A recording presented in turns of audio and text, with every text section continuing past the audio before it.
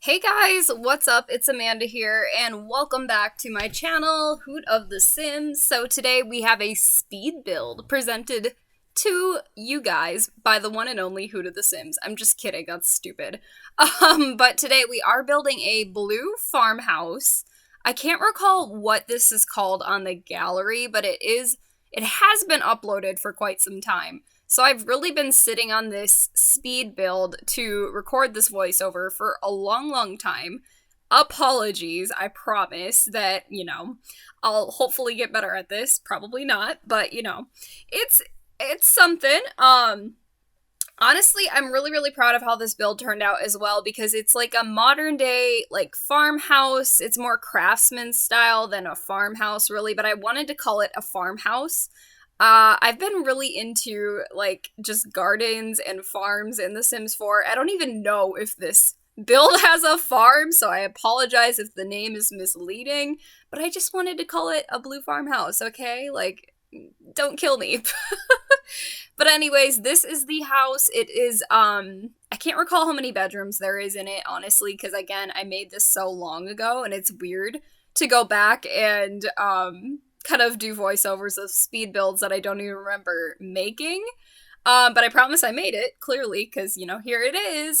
And it's on the gallery. So recently I've been doing this thing as well where I upload builds, obviously, to the gallery, duh.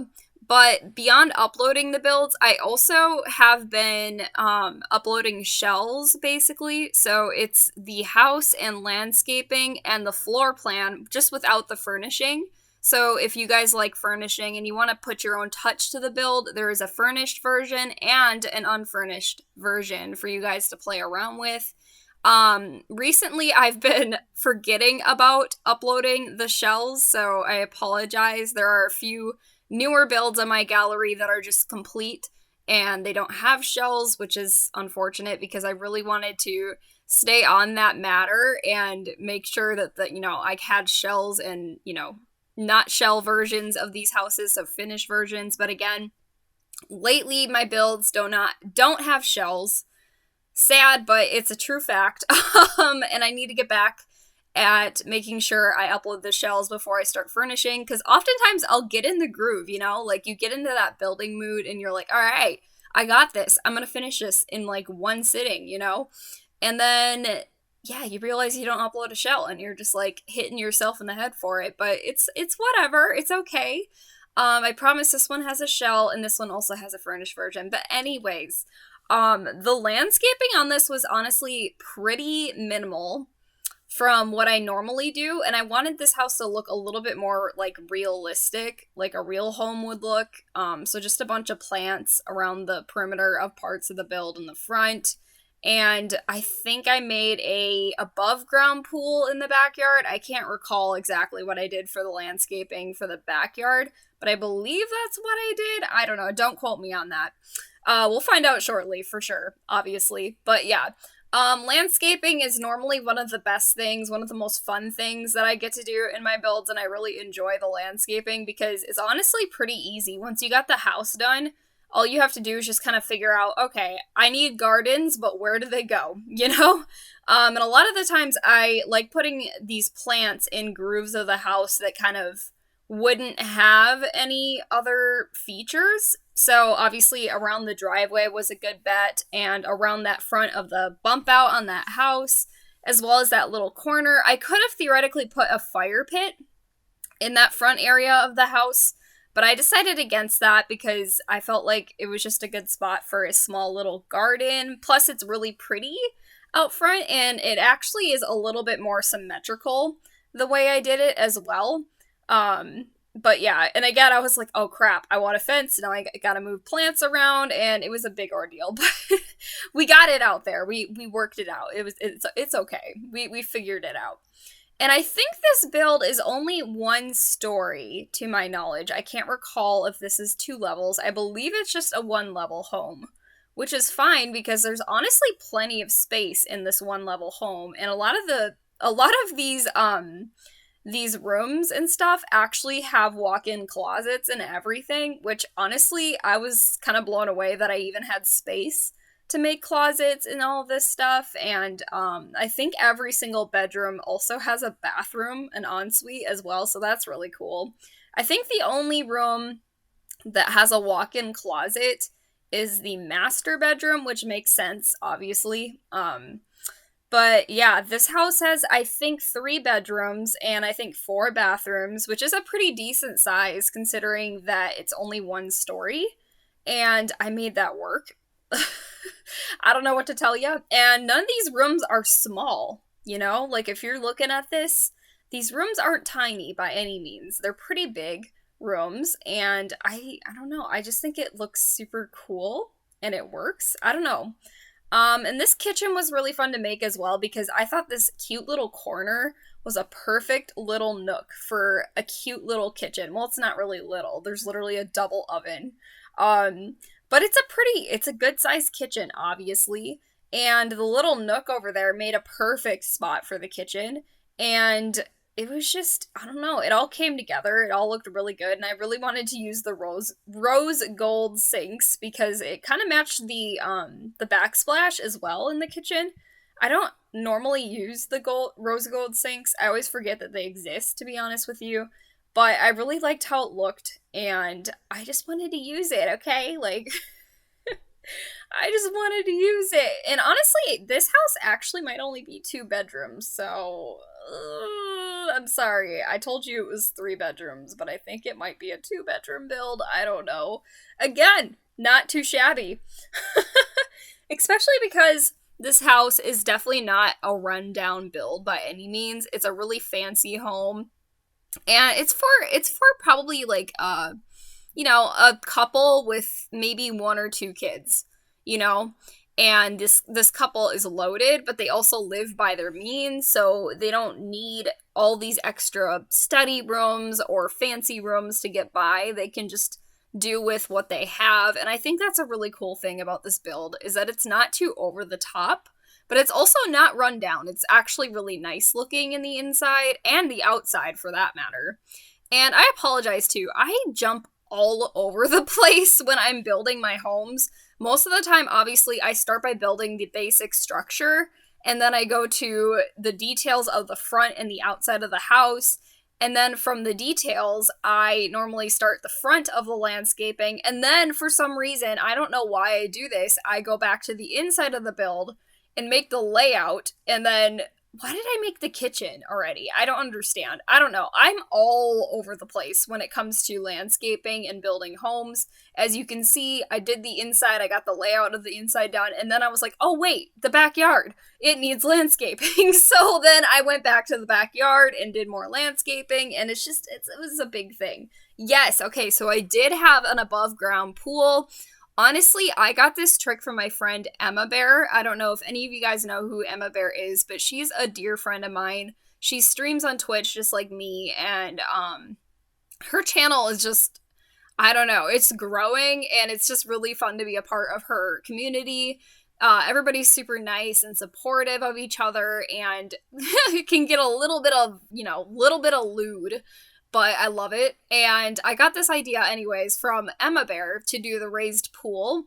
If you guys don't know, I mean, if you've never seen a raised pool, you probably have. It basically looks like a glorified hot tub above ground, but I promise you it is a pool. And I thought that was a really cool idea for this house. I wanted a pool. I always put pools in my builds, but I was looking at my backyard and I was like, this is not big enough for a underground standard size pool even.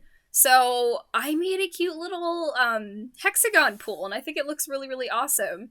And yeah, obviously this house is probably meant for children, not so much teenagers. I don't know, especially if there's only 2 bedrooms. I feel like a teen would not want to share a bedroom with a child. But I basically formatted this house to a family I'm currently playing on. There's a kid, and actually I think there's two children in my family, as well as obviously the parents. So it's a 4-family home. And I believe they have a cat or a dog. I can't remember. I think I put dog or cat bowls in. but maybe it was an afterthought and I did it after uploading the build. I can't remember, but either way, I formatted this house to fit a set of twin children and a mom and a dad and a pet of some sort. And honestly, more room than they need in this house. Like, even though there's only 2 bedrooms designated towards bedrooms, they literally have a separate laundry room space. They have a little pantry in the kitchen. They have this cute little fireplace nook with a TV on top.